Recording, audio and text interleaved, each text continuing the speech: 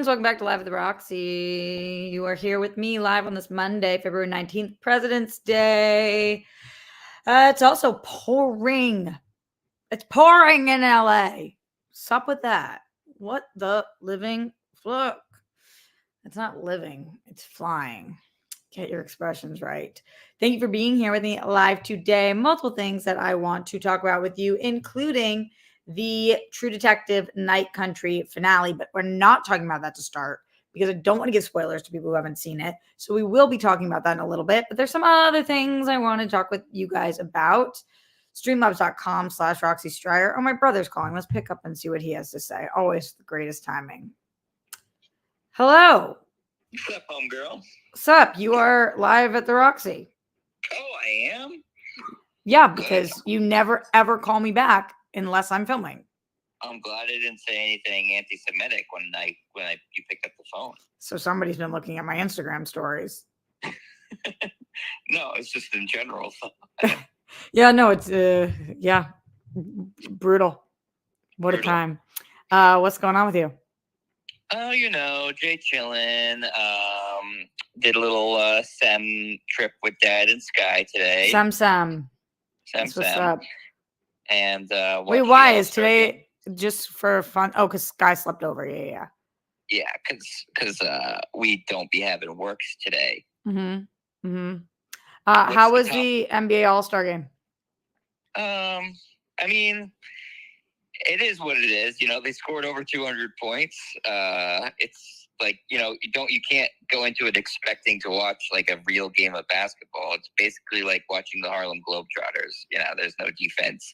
They're just putting up half-court shots and dunks and stuff. So, like, I think it's a really great exhibition of how skilled the players are. But, like, if you're hoping to watch a game where they're trying and competing, like, it's never going to be that. Who won in the Steph Curry and WNBA?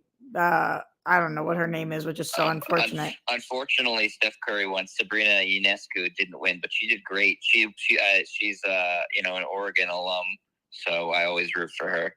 I'm bummed that she didn't win, and I'm bummed that I can't name a single player in the WNBA other than Brittany Griner. Can you name another WNBA player ever besides Brittany Griner? Yeah, didn't we go to school with one? You did, but okay, let me think of what her name is. Kendall or Kylie? No, that's a Kardashian. Wait, no, I'm onto something though, right? Yep. Okay.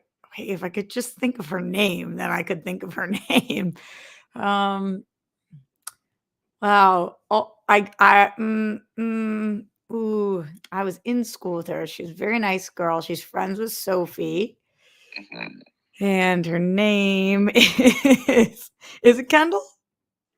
I don't actually know. I think you were in school with her sister. Named what?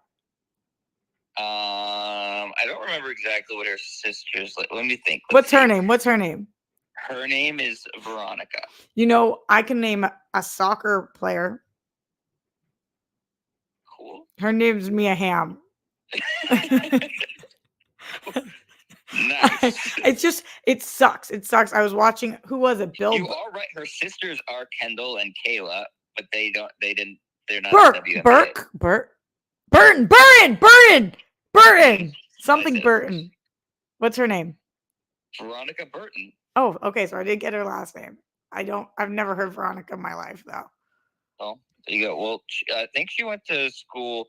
Maybe she was a freshman when Sky was a senior because she's young. She's a lot younger than us. She was born in 2000, but she does play for the Dallas Wings of the WNBA. I did once drive to Connecticut to see a WNBA game. What do they call the Suns? Absolutely. There's no way you've done that in your life. I did do that when I played AAU, which you have blacked out about. Absolutely untrue. Mm-hmm. When I played AAU, which I did play, we drove there once. I don't remember a single person that played. It was in Connecticut though, and that I know because I went there. What were they called? Are they called the Suns or no? They're called the Connecticut Sun. That is true. Oh, okay. Why would I know that? Why would I know that? Because you've lived in New England for a long time and they've been a WNBA team for 25 years? Yes. Jack, I So it's can't just like name. by virtue of having heard it. I think it was Mark Maron or Bill Burr that was like, if you're upset that women's sports don't get more money, then maybe you should learn the name of a single WNBA player. Can you name any? And asked, we were at the Comedy Store, and I was like, I fucking am so mad at myself that I don't know a single person. And then I went home and Googled people and tried to memorize their names, and clearly it didn't stick. Do you think that if I said some famous WNBA player names, you would like actually know them, or Let's you'd see. be like, Let's see. All right, Candace Parker, Nope. Lisa Leslie. Yes. Yes, you do know her. Yep. Cheryl Swoops. Nope. Rebecca Lobo. Was she really good? Was she one of the only people who could dunk or something? That Lisa Leslie was. Oh, I don't know who Rebecca Lobo is now. She was an OG. What about Sue Bird? Is she related to Larry? No, she's not related to Larry, but she's one of the best WNBA players ever, and is married to Megan Rapinoe. Oh, I know who that is. Is it Rapinoe or Rapinoe? I think it's Rapinoe. No, Rapinoe. Oh, I got it right at Yeah. first. Nice, good for me. What about Diana Taurasi? No. All right, well, those are the most famous ones. I would say that you don't support other women really well, but that's Can you name some soccer players other than Mia Hamm? Some female soccer players? Yes. Sure. You just named we just named one, Megan Rapinoe. Yeah, I knew her. I knew who that was. Hope Solo was a goalie Are for you Team USA. Are you making a weird Star Wars joke? No, her name is Hope Solo. Shut up. Real name? I swear to you, she was the goalie for Team USA. Are her parents diehard soccer fans? You mean Star Wars? Yep. I don't think so. I think her last name just happened to be Solo. Oh, I know tennis players. Okay, let me think. Do you know Alex Morgan? She's a famous soccer player. Alex Morgan. It sounds familiar. Why do I know who that is? Because she's a famous soccer player. I know some gymnasts and ice skaters. Besides Simone Biles? Yeah. Tara Lipinski. Okay, yep. is that her name? No, yes. Yeah, okay. That's accurate. Let me think about other ones. Well, I know Venus and Serena for tennis. Yeah. And I know the blonde girl, Anna Kournikova. Yeah, there's an easy ice skater you're missing. There was a movie about her not that long ago. Oh yeah, Nancy Kerrigan. No, that movie wasn't about her. No, I know, but I'm just saying I'm not going to give Tanya Harding the shout out before I give Nancy. Give Tanya Harding a shout out. She's had a hard life.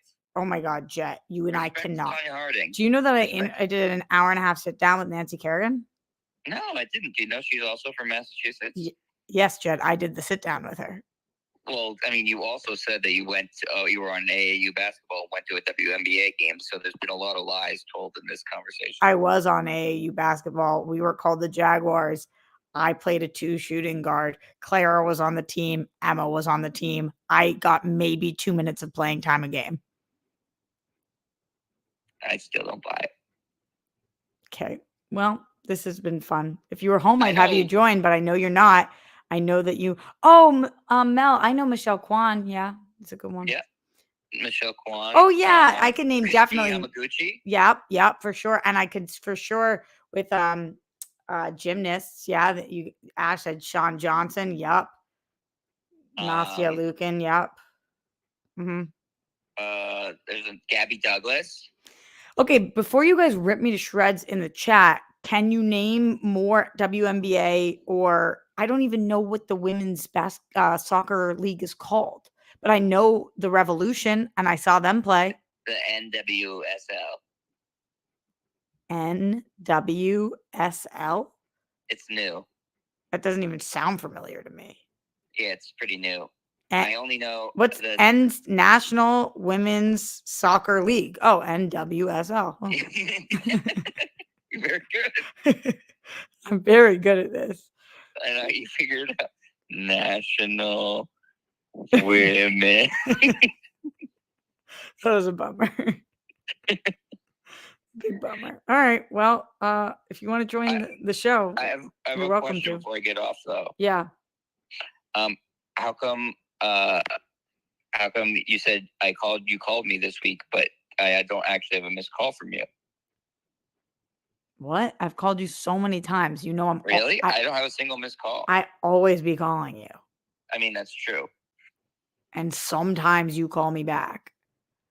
Were you mad that you weren't at Sonia Deville's wedding? No. I'm so happy for her. It looked amazing. And that's so cool I that didn't realize Maria was the officiant. That's so cool. Yeah, although you know what I haven't asked her about yet? Who, Sonia or Maria? Maria. She goes to the Super Bowl every single year. This must be the first year she hasn't been to the Super Bowl in 20 years. Oh, yeah, because the wedding was the same day as the Super Bowl? I think it was the day before. So she could have made it. Maybe. I don't know when you're officiating, or maybe it was this. I don't know. I really don't know. And it was somewhere else. But then again, Taylor Swift made it. Where was the wedding? I know the answer, but I don't know if the public knows the answer, so I don't know. Oh, so you don't want to share. Hmm. Yeah, I'm stoked for her though. I haven't texted her yet congratulating her, but I will. I'll send her something nice. Her wife is beautiful. Beautiful, yeah, beautiful. Mm-hmm. Yeah. Yeah, good for her. I you know what though? I'm sure Maria did an amazing job as officiant, but I feel like I had the best wedding officiant ever. That's me, guys. That was you, Rock. Oh, I'm doing a bit right now, Jet, if I ever do stand-up again about that. Sorry, say that again? I'm doing a bit right now again. If I ever do stand-up again, I have a bit about that. No, that was the part that confused me, was when you said stand-up again. I did.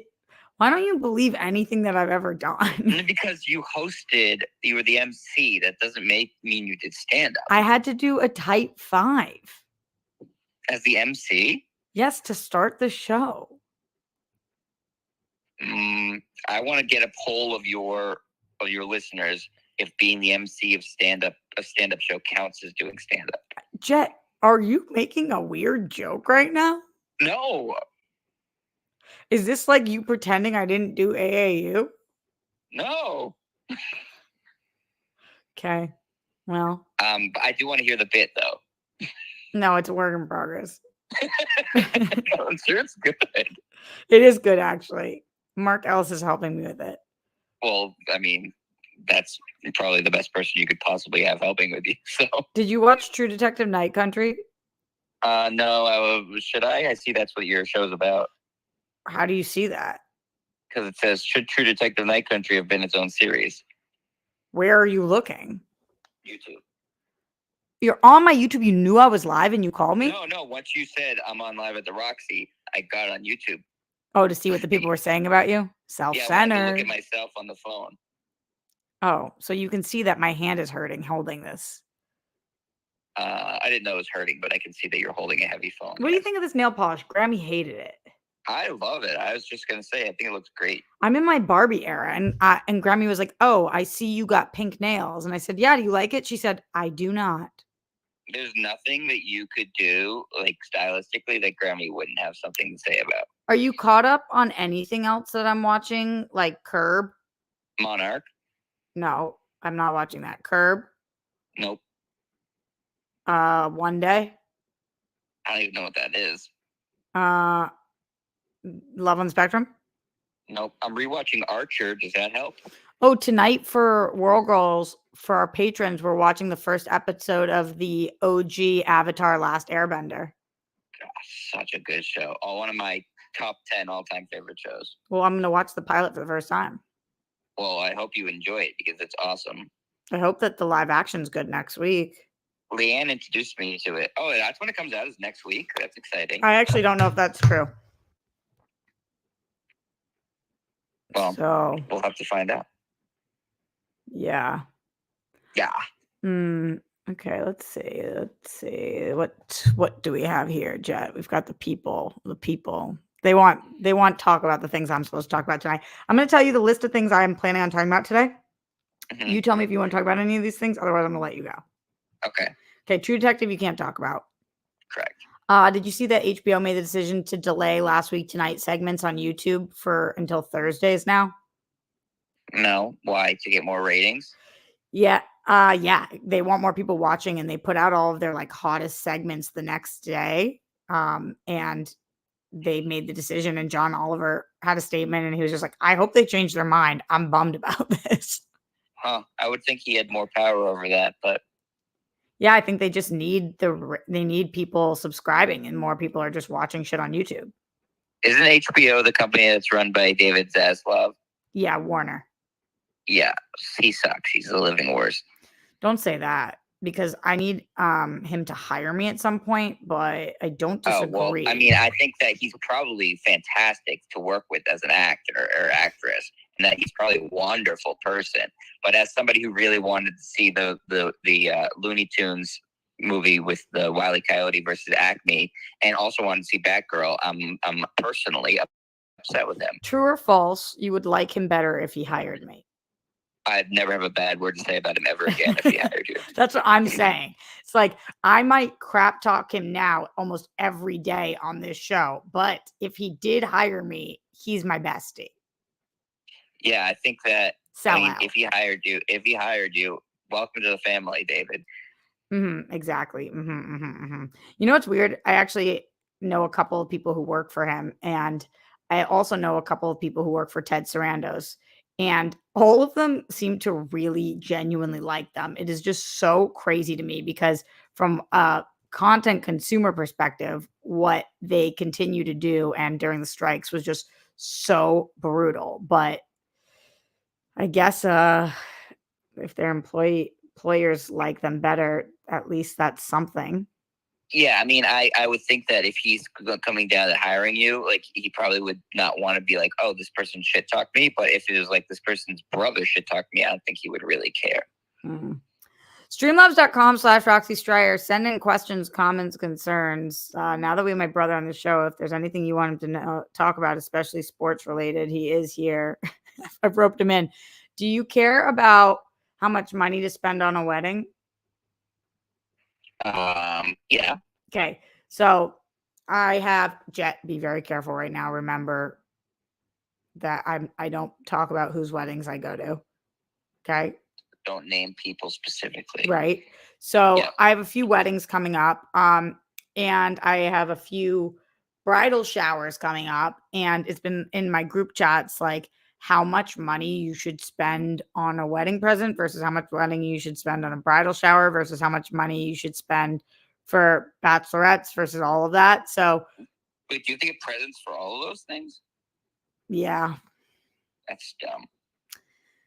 Yeah, it's not great. For bachelorette parties, a lot of times, like, people will all chip in on one thing. Like, for girlfriends in the past, we've all chipped in on a necklace, and it's like but you're also spending money to, like, get to the place and the hotels and all that. For the bridal shower, I think what we've deemed is that, like, $50 is really nice to spend on a bridal present. Um, and for weddings, this was on Barstool this week. I know people don't like that. Sometimes I know you hate Barstool. I sometimes still think that their content is very entertaining, but I understand they're extremely problematic. Anyway, on Barstool, they were talking about there's this one guy, don't remember what his name is. He was saying that if you and a person go to a wedding, that you need to cover the plate and some, and that plates are usually like 200 and something. So he said bare minimum, if it's a couple, you guys should be giving $600. And I almost passed out. It's so much money. That seems very excessive. I thought 150 a person was super generous, but then I was reading all the comments and apparently I'm wrong. I mean, I do think unfairly, the expectation is very different for men and women, and girls and guys, what they give or like what their expected presence at this particular events. Like, I think that from talking to you and Sky, it's like if you were to skip a bachelorette party, the bride, the future would be like pissed and like you couldn't do it. But like for a bachelor party, it's just more like, okay, you come, like you'll have a good time. If you don't, like no big deal, no worries. Yeah, My friends like don't seem to feel that way. Although at this age, my friends really aren't having bachelorette Are you parties. talking about your friends though, or are you talking about your girlfriends, or both your girl and your guy friends? Well, I'm not usually invited to bachelor parties. No, I know, but you're saying my friends. So I'm saying bachelorette parties, the expectation seems way different. Yeah, except one of my best friends is getting married. I don't know if I told you this yet, that she's having her bachelorette party in Korea. Yeah, you did tell me that, which I think and I'm not going to that I know because who you're talking about, and I love her to death. She's a wonderful, one of my favorite people that you've been friends with, but that's absolutely batshit crazy. Yeah, I think she didn't expect me to go, but that's the first time I've had a close friend who I'm not going to her bachelorette party because I just simply cannot afford it. Yeah, no, I mean that's just like what's a round trip, just a flight to South Korea? What's that? I mean, that's got to be almost over $2,000. I feel like. Yeah, I was gonna guess around 3. I don't even know from LA which way you fly. You fly towards Hawaii and up and over. So it's probably cheaper for me than it is for you. Yeah, it's a further flight for me. It's crazy. Yeah. You just fly west. Keep going. Looking at some of the comments. Okay, so Ashley depends how close you are, the couple. My BFF gave me a $15,000 gift, but I've gone to weddings where I give 100. What the? Wait, Ash, what the fuck? John says $150 for 10 to 15 years ago was okay. Alas, that's not the case anymore. Double that minimum is okay, I guess. Oh my, 150 a person was okay 10 to 15 years ago. You're saying now it's 300 a person? I feel like then if that's true, I've been really cheap with the wedding gifts I've been giving. Me too. Brittany says, I heard recently that 100 to 150 is the norm. That's what I've been giving.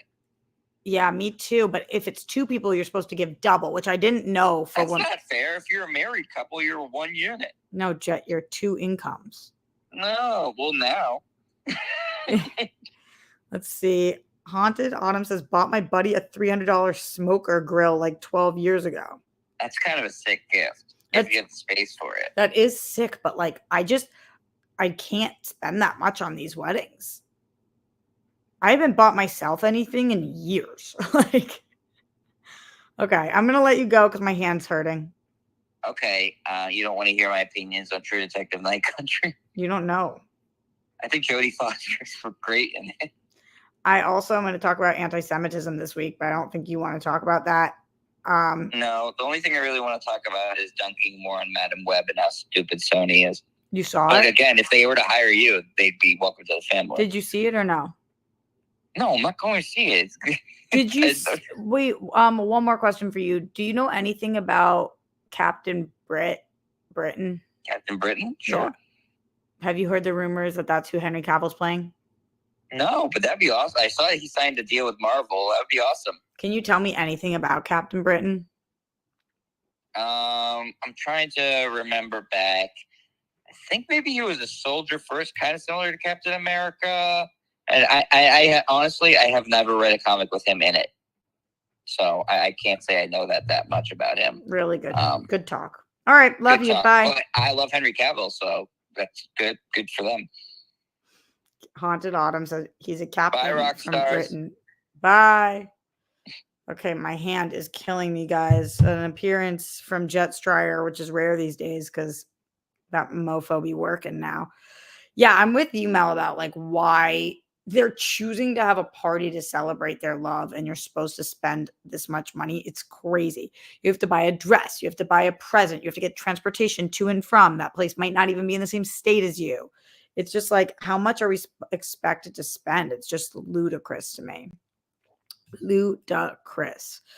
Thank you, Christopher Scott, who says Roxy Avatar live action is this week. Whoa, that's crazy. So join us on the Patreon for that, for the World Girls. Doing that at 5:30.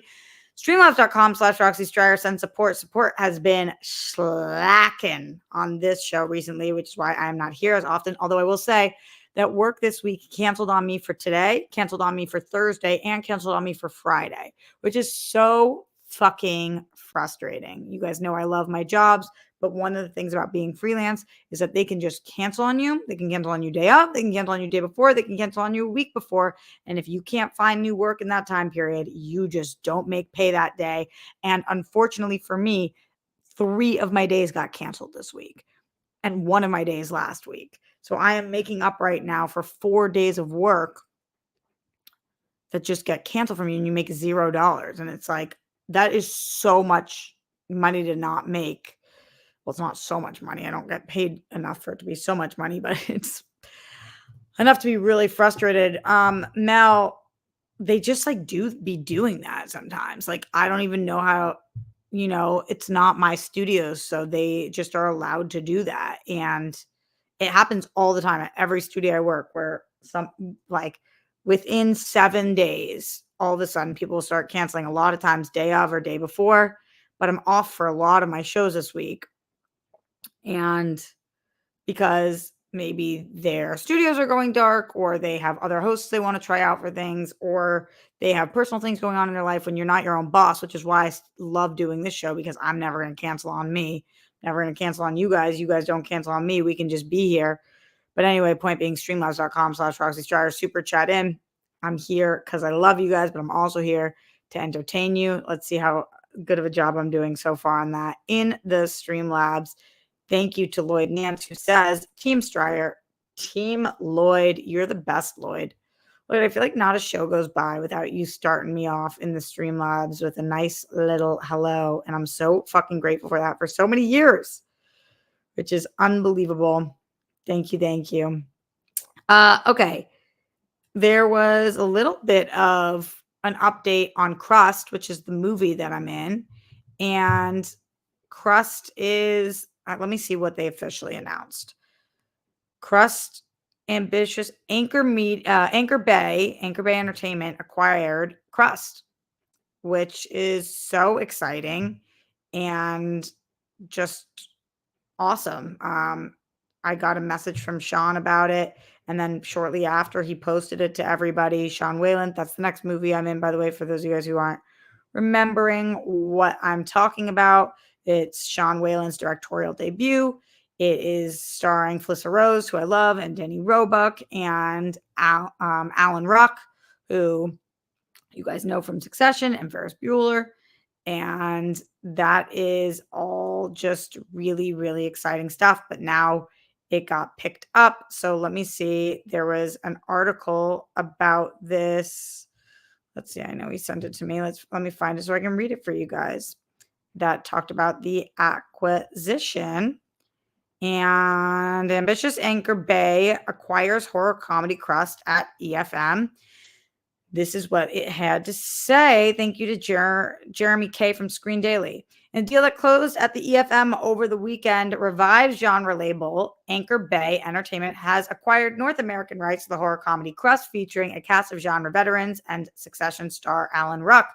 Sean Whalen, who starred in Wes Craven's People Under the Stairs, makes his feature directorial debut on the story and stars as Vegas Winters, a depressed, washed-up child actor who fled Tinseltown and owns and lives in a rundown laundromat. The word laundromat is spelled so weird. It's spelled laundromat. Wouldn't you want to spell it with a Y? The despondent man's tears of anguish turn a pile of socks into a loving monster named Crust, who protects Vegas and begins to eliminate his enemies. The cast includes Daniel Roebuck from Rob Zombie's The Munsters, Rebecca Kennedy, who has become such a close friend of mine who I love, from Two Witches, Felissa Rose from Sleepaway Camp, Ricky Dean Logan, Back to the Future 2 and 3, and Ruck, which you guys know, Alan Ruck, and Shantae DeLon, Detroiters. All of these people were so effing awesome to work with. Whalen wrote Crust with Jim Wald, and the producers include Rose, Terrifier 2, Daniel John Carney, Dark Circles, and Chris Sergi from I'm Just Fucking With You. Thomas Zambeck, who heads Anchor Bay with his Umbrella Entertainment co-founder Brian Katz, negotiated the deal with Sergi and will release Crust later this year. Did you guys hear that or what? Zambeck and Katz plan to build Anchor Bay into a stable of genre and cult films, as well as remastered catalog titles after they acquired the trademark of the story genre label, but not its genre, its library, when it became available following Lionsgate acquisition of Starz in 2016. The new pipeline includes documentary Dinner with Leatherface and horror Abrutio featuring puppets. Good. Learn this stuff, Roxy. Okay, this is a quote coming from Zambek. He says, as someone who grew up watching Sean on screen, I'm thrilled to be in business with him. The fact that it's on a witty and clever film like this, one that displays such a mastery of tone, makes it so much sweeter. And then Wayland said of Anchor Bay, I've loved their films for years. They really understood my vision right away. I couldn't ask for a better partnership.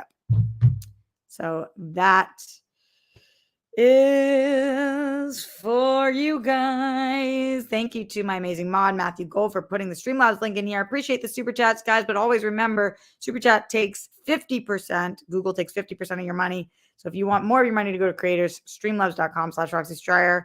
Shout out to Christopher Scott, who sent in a super sticker, and Haunted Autumn, who said, did you watch the BAFTAs? I don't really go in for the opening monologues, but hashtag Bark Ruffalo. What is Bark Ruffalo? Did Mark Ruffalo do a dog thing? No, I didn't watch them, but I did see one of the princes. Honestly, I don't remember whether it was William or Harry. The one who's still there, William, and Io, and the girl from Bridgerton in this weird, like, GIF or meme, whatever it was. It's the only thing I know about the BAFTAs, if that even was the BAFTAs. That was just my assumption. Wow, my lack of British knowledge continues to show all the time. And I was like, why is Io there? She's a Boston girl. Not that you're not allowed to go to the BAFTAs. Mike Joyce in the Streamlabs. Oh, wait, the BAFTAs. That's when, is that when was it Kate Blanchett that came out in her Barbie outfit? Anyway, Mike Joyce in the Streamlabs, streamlabs.com/Roxy Stryer. He's so upset about the non-issue the nose issue in Maestro. That controversy seems to have gone over way during the strike. After the family said they were okay with it, no one's really talking about it this award season. I still think it wasn't the right move. I think it's crazy to put Jew nose on somebody when especially that doesn't even represent his nose. The family might say they're okay with it. Jews have to be very, very careful about what they say they're not okay with because, as you guys know, we're getting effing slammed right now. But I think it's weird. I haven't seen the movie, honestly, because of it. I'm going to watch it. I hear it's really good. Grammy really liked it. She thought the Juno situation was really weird too. It's very weird. Very strange. Streamlabs.com/Roxy Stryer. Thank you for your support so far. We talked a little bit about John Oliver's last week tonight, how they're delaying those clips onto YouTube. What do you guys think about that? How much money do you think you should be spending on a wedding? Are you stoked for me about Crust? Can you not wait to see it? I'm in very little of the movie, but it was still a great experience. I'm so excited for you guys to be able to check it out. We talked a little bit about Henry Cavill, possibly as Captain Britain. And yeah, we're going to talk about True Detective in a little bit. On the topic of anti-Semitism this week, in case you guys don't follow me on Instagram, I have been posting a lot of different anti-Semitic stories that have been taking place this week that I haven't been seeing people post about, because I think that because Jews are so uncool in the media right now, the media is not covering anti-Semitic stories because they're concerned that people will conflate them with being pro-Israel stories, which being against people who are anti-Semitic has nothing to do with. And it's just crazy. It's like if you conflate anti-Semitism and anti-Zionism, then you are the reason why people believe that anti-Zionists are anti-Semitic, because the people don't seem to know the difference. So anyway, there was this one story about, I don't know if you guys saw this neo-Nazi group marching in Nashville, saluting Hitler and carrying swastika flags.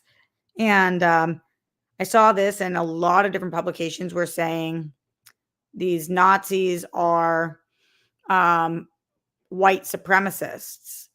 And while absolutely that is the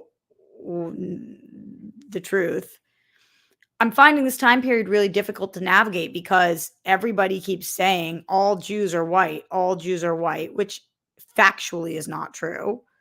Additionally, though, then they're calling Nazis white supremacists, but we know that the main group targeted by Nazis are the Jews. And then if you're saying that they're that all Jews are white, but Nazis are white supremacists, then where does this constantly leave the Jews? We just don't know. Like, it's so hard to get anybody to see us. And I was noticing on all these publications, nobody's just calling it what it is, which is an act of anti-Semitism. I'm not saying it's not an act of a million other things, like all, of course, Nazis hated a lot of groups of people, but to not call this anti-Semitic and instead to call this, just to say that this is a white supremacist group, and to not claim this is anti-Semitic, and then to say Jews are white, a lot of people were saying this had nothing to do with Jews and this isn't anti-Semitic. This is against all people who aren't white. But you're saying all Jews are white. So if you guys get what I'm saying, it's just such a ass backward situation. The second thing that I saw was that there was this police officer in Edinburgh who was asking a man to hide his Jewish star because he was wearing a Star of David and he felt like he wouldn't be able to protect him against all of the pro-Palestinian people. And that's crazy because the police officer was saying they're triggered by your star. And if you are pro-Palestinian and pro-Palestine and you are triggered by a Star of David, then that's a fucking you problem, because that has nothing to do with it. And if that's what you're triggered by, that's a you problem. That's psychotic. And the onus cannot be on Jews to hide their Judaism to make people less triggered by the fact that we were born. And in this clip, he's just speaking about that's my religion, but it's an ethno-religion. So a lot of Jews are either white or white passing, and many of them, like many queer people, could in fact hide their identity. But that's what we're now asking them to do, instead of the onus being on the people who are triggered and perpetrating acts of violence.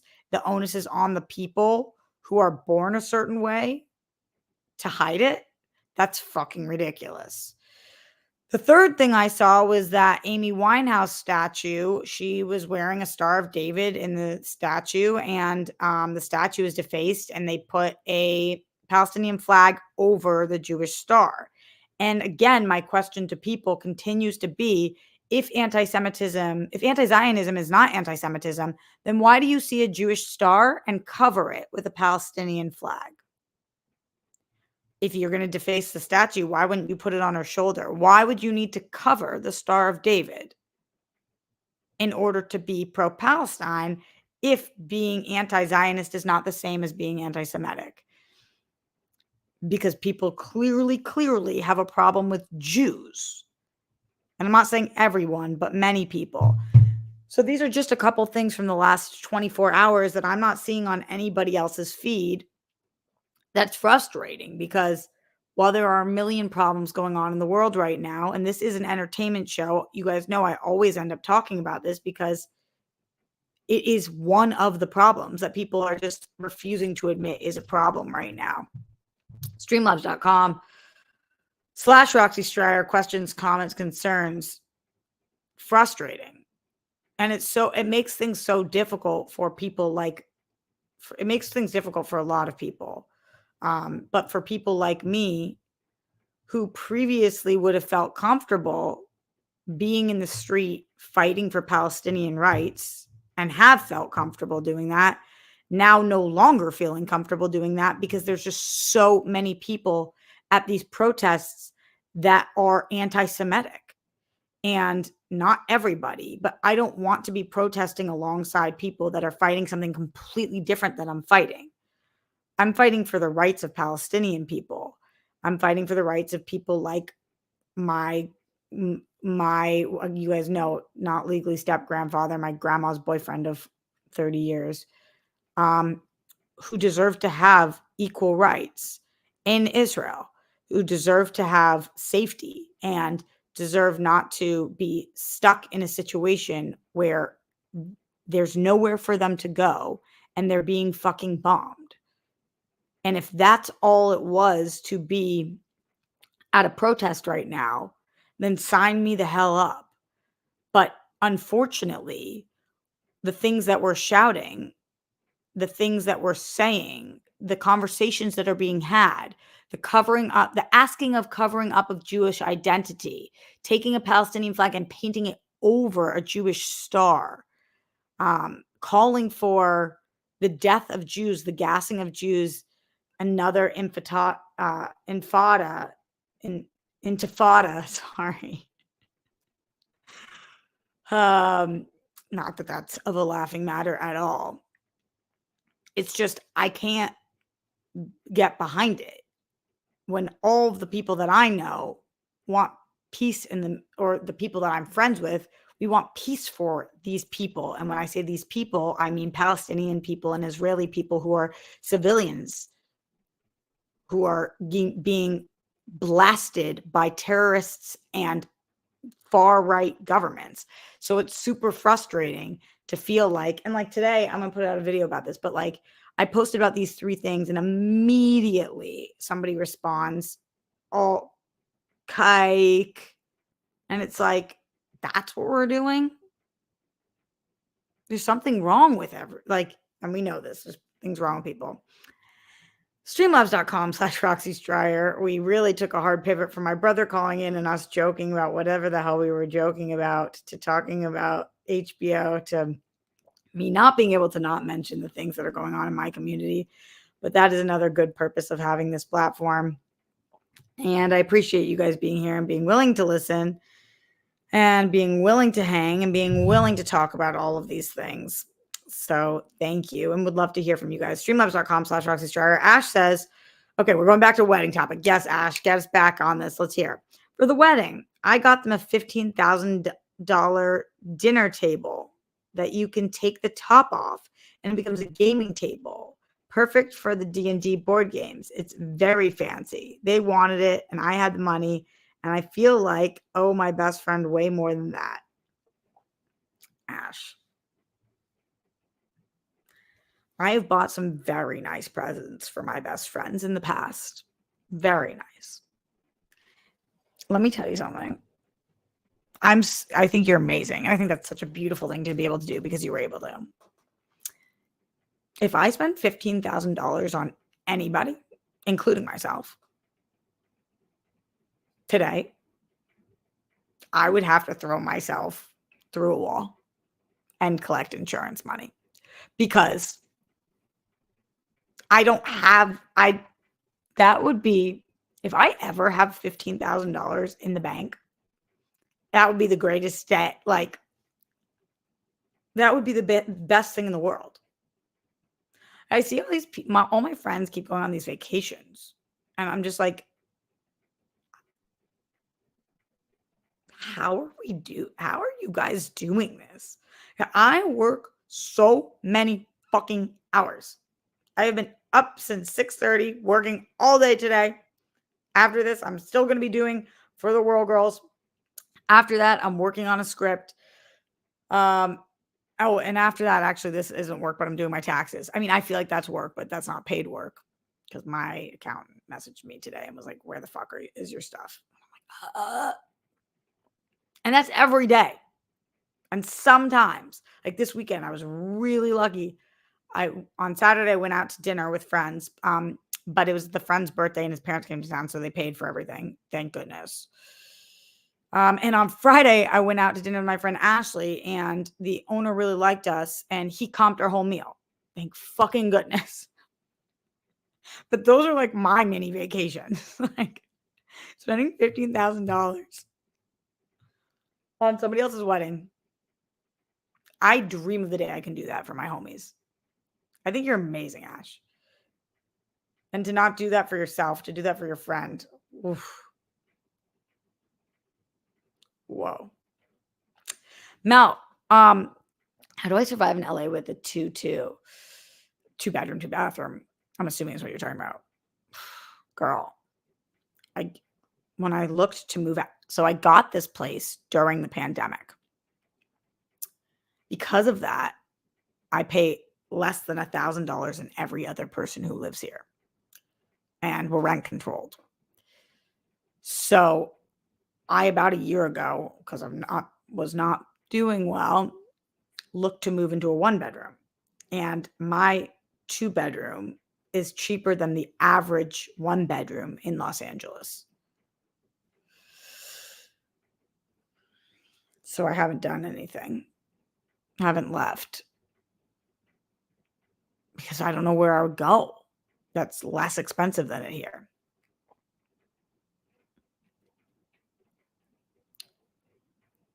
I don't know almost anybody who pays less rent than I do.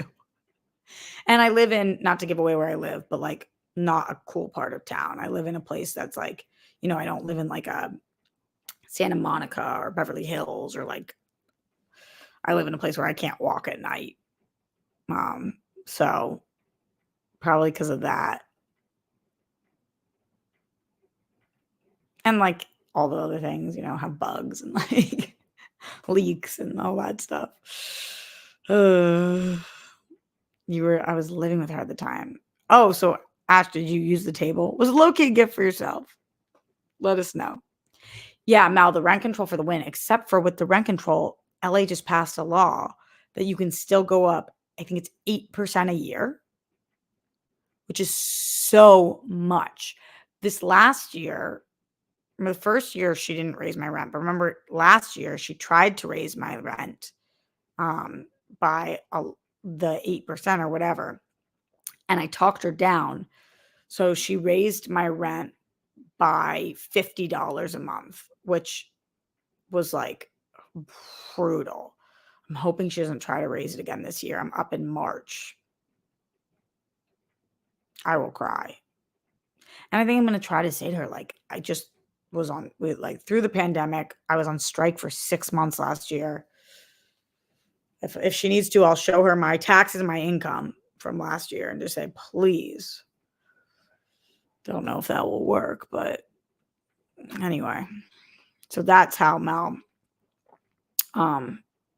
But I'm not doing well. I'm barely just out here trying. And because Mel, I work like 15 jobs, as you guys know, between Only Stupid Answers and Big Thing and Real Rejects and Rotten Tomatoes / Fandango and AfterBuzz and World Girls and this Live at the Roxy and writing the scripts and whatever freelance gigs I book that week / if I'm filming a movie or all of that,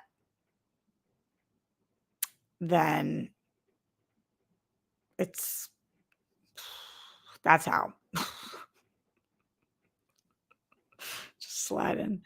Freelance.com/RxyTrier. Should we talk about True Detective Night Country? Who in here, no spoilers yet, guys, do not spoil it.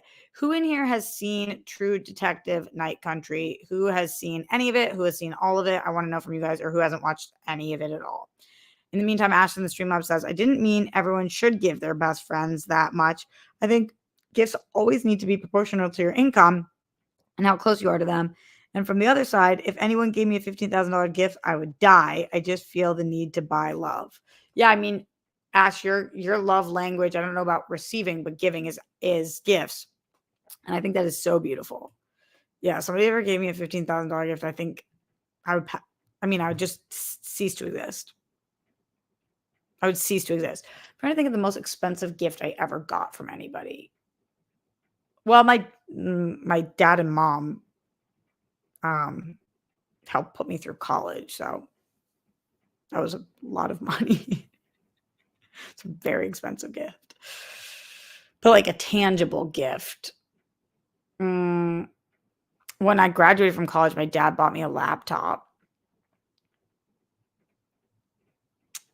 That was a big one from like a friend or a boyfriend. One time my ex bought me a pair of Doc Martens. I still have them. That was probably the most expensive gift I ever got from a friend.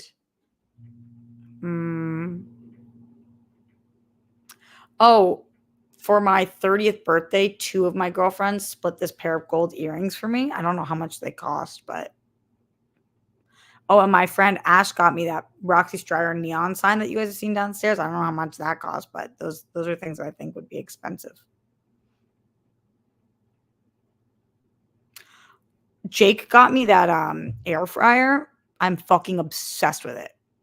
Obsessed with the air fryer. You guys all sent me Legos, and those are really expensive. Yeah, Mel, ducks I think can be pretty pricey for sure. I'm so grateful to still have them, and they get cooler and cooler with time. Like they get like more comfortable and more worn in, and they're sick.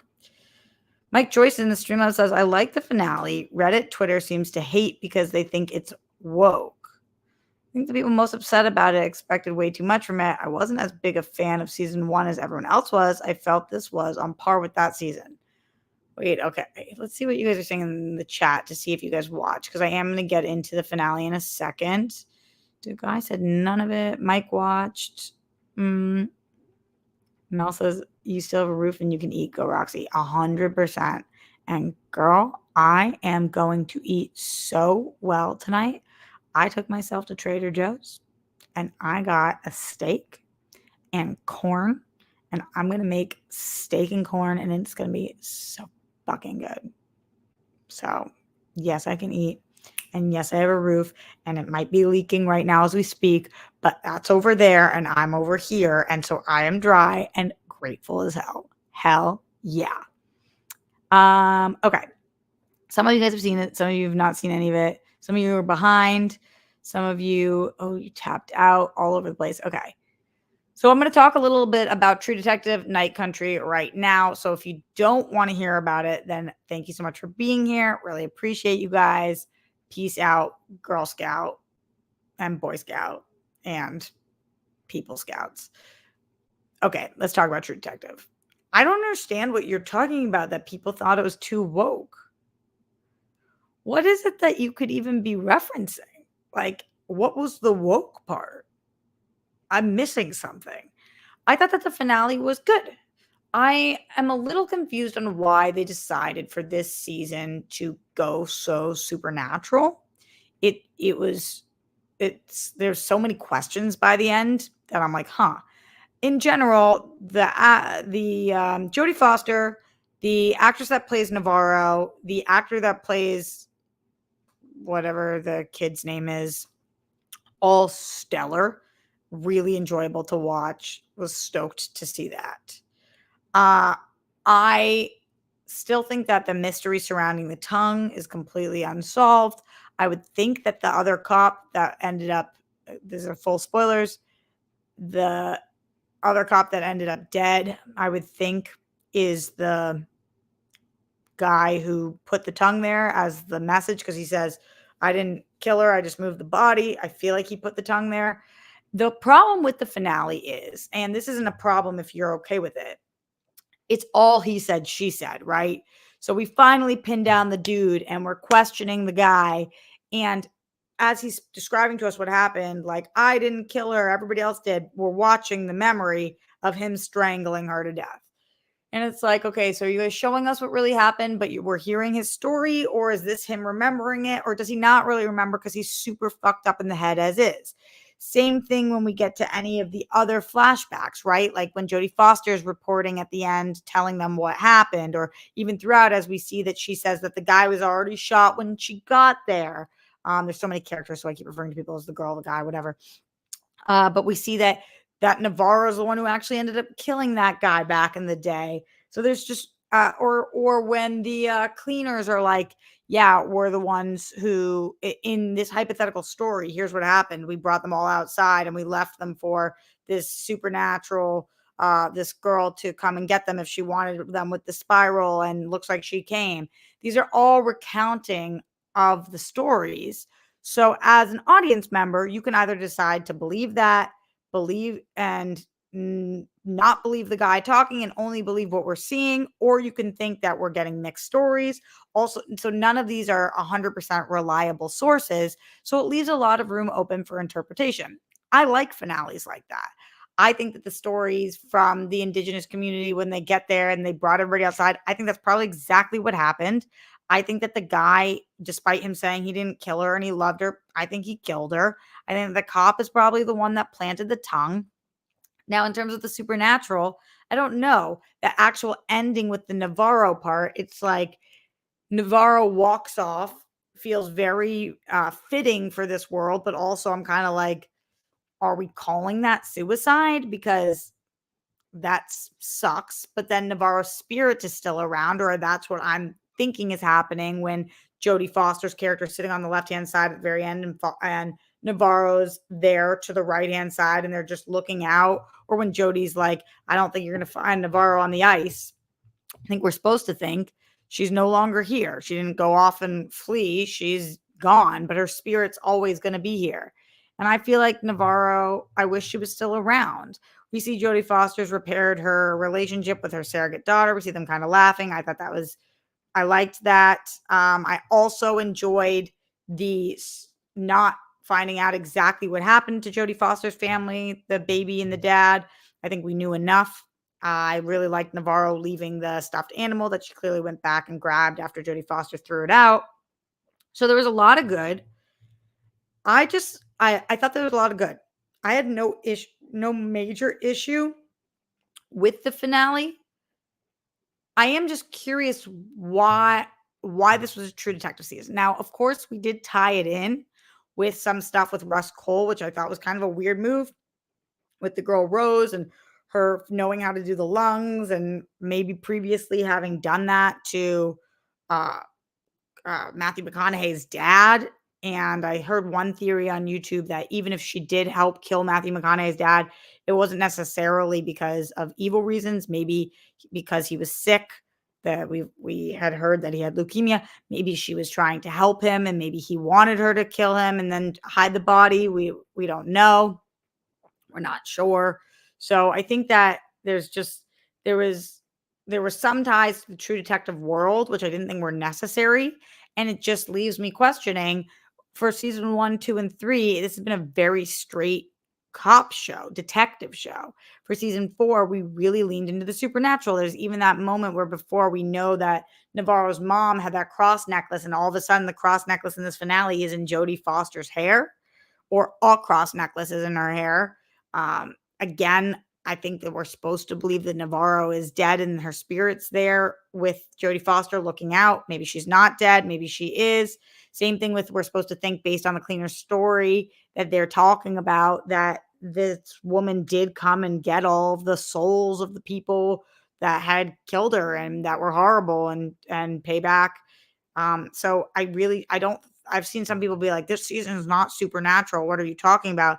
There were so many supernatural elements that are not explainable by science that I think that this was very supernatural and therefore felt extremely different from a lot of the previous True Detective seasons. But that being said, I don't know that people would have watched this to the same extent if it was not a True Detective show. This having the True Detective label brand made it very watchable. And, there's a reason like Mayor of Easttown and some other shows that are a similar tone, even Fargo.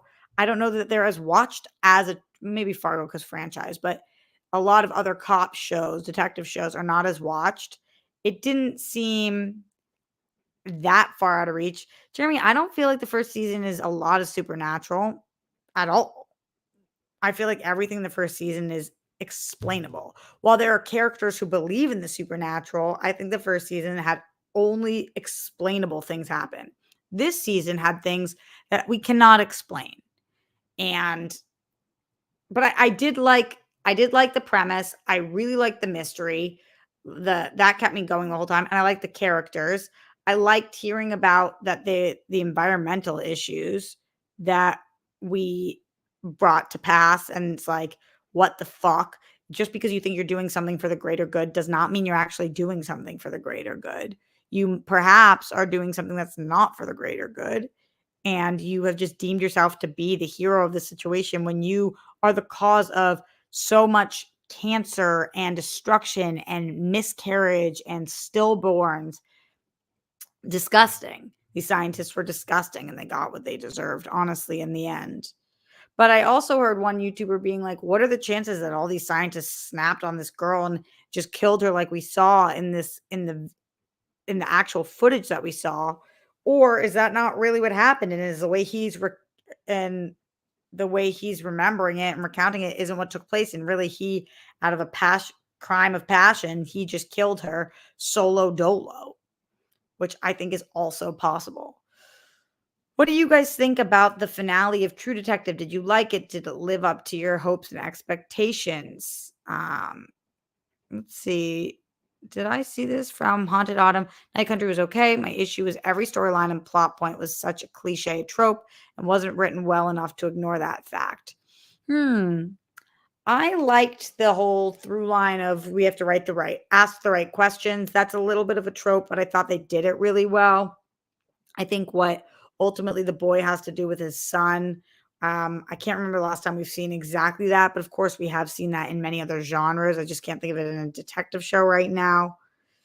So, I don't know that I agree with you, but I don't necessarily disagree with you either. I hear what you're saying.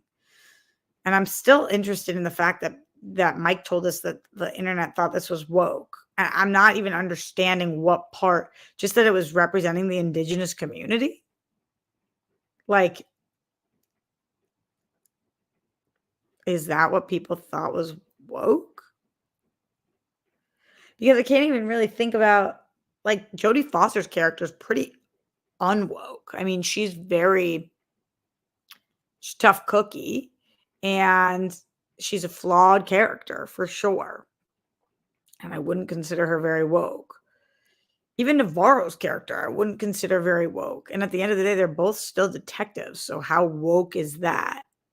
I like the decision that Navarro and Jodie Foster made to not press charges or move forward in any way against the indigenous community when they tell the story. And I like that the community didn't come forward because they're like, you guys have never done anything for our people before. Go fuck yourselves. We were not going to just call you. What were you going to do? I thought that was interesting. What did you guys think before I get out of here? Because I do have to jump over to watch Avatar, The Last Airbender for Patreon for the World Girls. Thank you so much, by the way, to Lloyd and Mike and Ash for the amazing Streamlabs, and to Christopher and Haunted Autumn for the super chats. Thank you to everybody for being here. We are here for a couple more minutes only. So send it in. Yeah, Mel says the internet is being the internet. So true. It's just a lot of times when the internet's being the internet, it's like because there's like a major queer relationship front and center, and they're like, this is so woke. Or like, I don't know, something very what they've deemed to be woke, which is, by the way, the lamest word in the English language now. But I can't even think of what they're talking about. Okay, Haunted Autumn says it was led by women and had non-white people in it. Yeah, but that was the story. It wasn't like shoehorned in there. Okay. Yeah, it shows super woke. Super woke. Go woke, go broke. Am I right, y'all? Me, my homies, Ben Shapiro, and all the other people who make comments about things being super woke. We think go woke, go broke. And I'm going to make a rap about it right now. Go woke, go broke, because you a joke and you don't want that smoke. And honestly, that was better than Ben Shapiro's rap. Why does he have to be Jewish? He brings such a bad name to my community. Ugh. Drives me nuts. Okay, we're going to get out of here. Streamlabs.com/RoxyStryer. Any last minute questions, comments, concerns? I'll probably be back either here or live for my patrons tomorrow. And then World Girls on Wednesday. But also don't forget, if you want to watch Avatar, please go check out our World Girl Patreon because we will be there. Yeah. All right. Much love, my friends. Stay safe, stay sane. Put down the toilet seat and lid. We don't want those flumes. Don't turn with the Holocaust. Justice for all of the people who've lost their lives due to excessive force. My body, my choice, forever you're on the rainbow. We love you. We stand with the women of Iran. Oh my God, some of the news coming out of Iran today. Some of the bravest women we've ever seen. If you guys don't follow this one girl on Instagram who is Iranian, and I think she's just such an unbelievable voice. Her name is Elika Lebon, and that's ELICALEBON. She does an amazing job of updating and explaining things that are happening in Iran. But anyway, just a hot tip. Much love and golden sparkles for the Zen one himself. If anybody has any updates on Glenn, always looking for them. Okay, see you guys soon on the World Girls. Later.